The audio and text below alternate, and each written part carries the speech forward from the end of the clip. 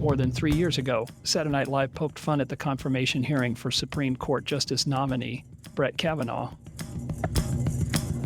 I'm here tonight because of a sham, a political con job orchestrated by the Clintons, and George Soros, and Kathy Griffin, and Mr. Ronan Sinatra. Now, I am usually an optimist. I'm a keg is half full kind of guy.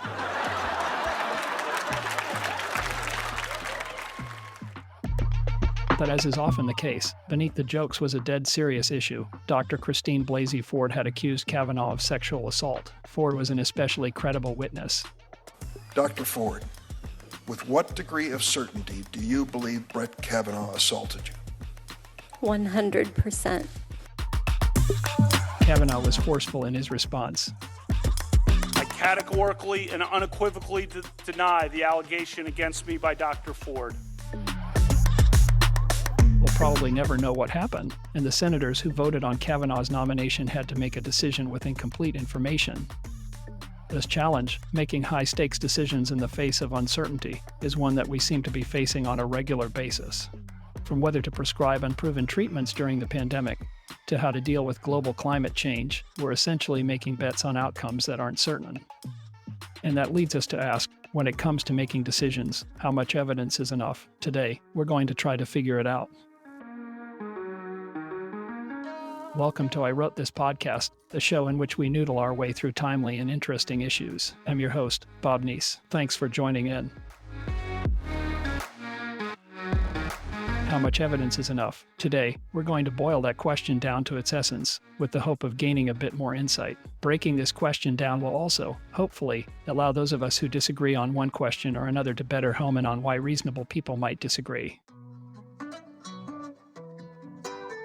To keep things concrete and interesting, let's stick with the example of Supreme Court nominations.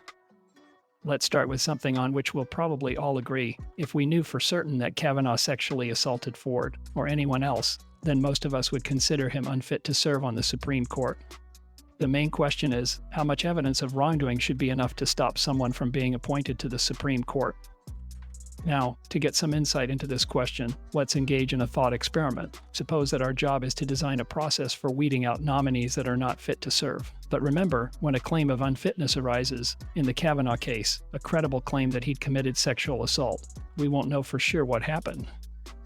In other words, we need to build a process that deals with uncertainty. Specifically, we need to create a rule about how to treat candidates based on how likely it is that they are unfit to serve.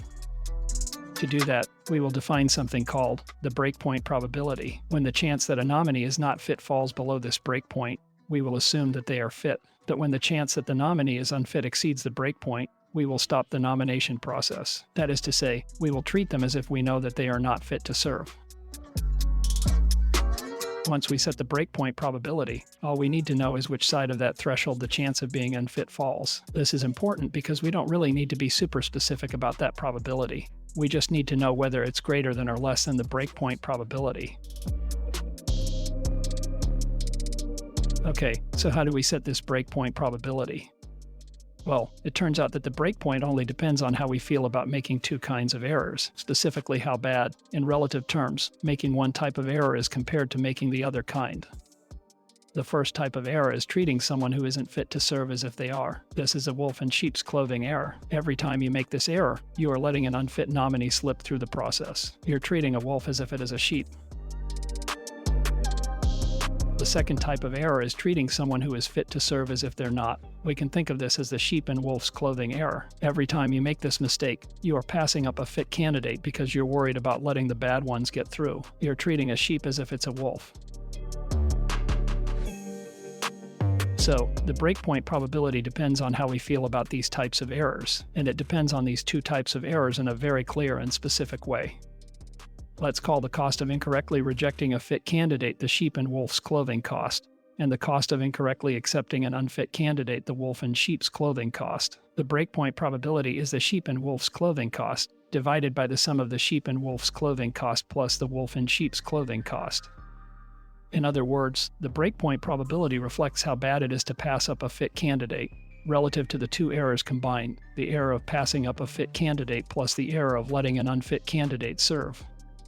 I know this is hard to keep track of while listening to a podcast. In the show notes, you'll find a link to a page on our website that offers an online calculator, so you can take a look when you have time, if you are interested.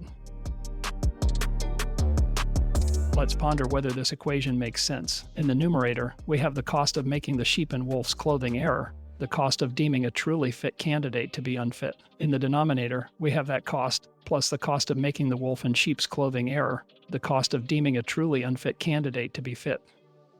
Now, let's say that the cost of making the sheep in wolf's clothing mistake is very, very large compared to the cost of making the opposite error. When that's the case, the denominator is only a little bit bigger than the numerator, so the ratio is close to 1, and that means that the breakpoint probability is close to 1. The implication is that we will need a lot of evidence that the candidate is unfit to treat him as such. By the way, this is the situation in most criminal trials. People generally feel that it's a lot worse to accidentally convict an innocent person than to incorrectly acquit a guilty one. That's why jurors are instructed to determine whether someone is guilty by using the beyond a reasonable doubt threshold. Now, suppose the reverse is true. The cost of making the wolf in sheep's clothing error is much larger than making the sheep in wolf's clothing error. In this case, the numerator is very small compared to the denominator, and the breakpoint probability drops. And when the two costs are identical, well, then the denominator is twice as big as the numerator, and the breakpoint probability is 50%. Now, let's get back to the Kavanaugh nomination. Take a moment to consider which error is greater, letting an unfit Kavanaugh serve on the highest court in the land, or denying a fit Kavanaugh a seat on that court. If we think these two costs are comparable, the breakpoint probability is 50%. If, after listening to the testimony, you think it's as likely as not that Kavanaugh did something that makes him unfit to serve, that's just enough evidence to deny him the appointment.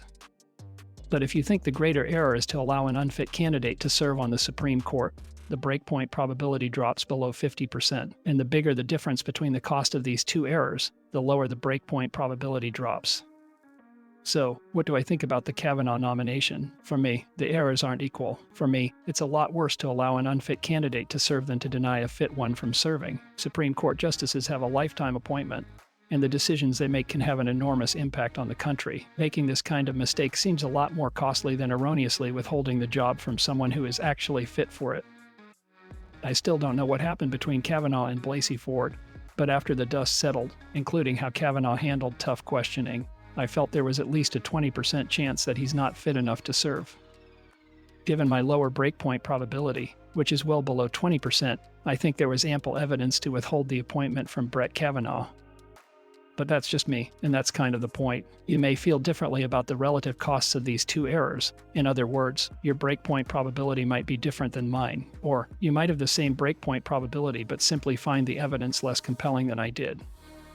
But here's the thing, the approach we've laid out today, discussing the relative costs of two kinds of errors, calculating the breakpoint probability, and then trying to understand whether, given the evidence, the chance that a candidate is unfit falls above or below that breakpoint probability. All of that holds out the hope that the nature and tenor of our disagreements will change. It leads us to ask, do our breakpoint probabilities differ? If so, what are the factors that lead to that difference? Or do we roughly agree on the breakpoint probability but disagree on where the current state of information puts the probability relative to that breakpoint? It's also useful to note that this same type of thinking applies anytime you have to pick between two courses of action, when there is one key uncertainty. The breakpoint probability for that uncertain event is directly related to the two mistakes you can make about that event. The math remains exactly the same. In my experience, identifying the specifics around where we disagree almost always identifies areas in which we agree, and issues or factors that we may have overlooked or failed to fully appreciate. I urge you to give it a try. You may be surprised about how it changes the nature of the discussions we all need to have. Thanks for taking the time to listen. If you enjoyed this episode, please leave a review wherever you get your podcasts. That really helps get the show noticed. Also, be sure to subscribe to I Wrote This Podcast wherever you download your podcasts. If you have a comment or a question about anything you've heard today, or if you have a suggestion for a future topic, please send us a note at I Wrote This Podcast, all one word, at thatradioshow.com. That email address one more time is I Wrote This Podcast, all one word, at thatradioshow.com. Oh, and one more thing, if this podcast sounds a little funny, That's because it's also an experiment. All of the audio for my voice was generated using AI technology. Hopefully the show will sound different and better as the tech improves and as I improve at using it. I'm Bob Neese, hoping you have an amazing day. We'll get together again soon.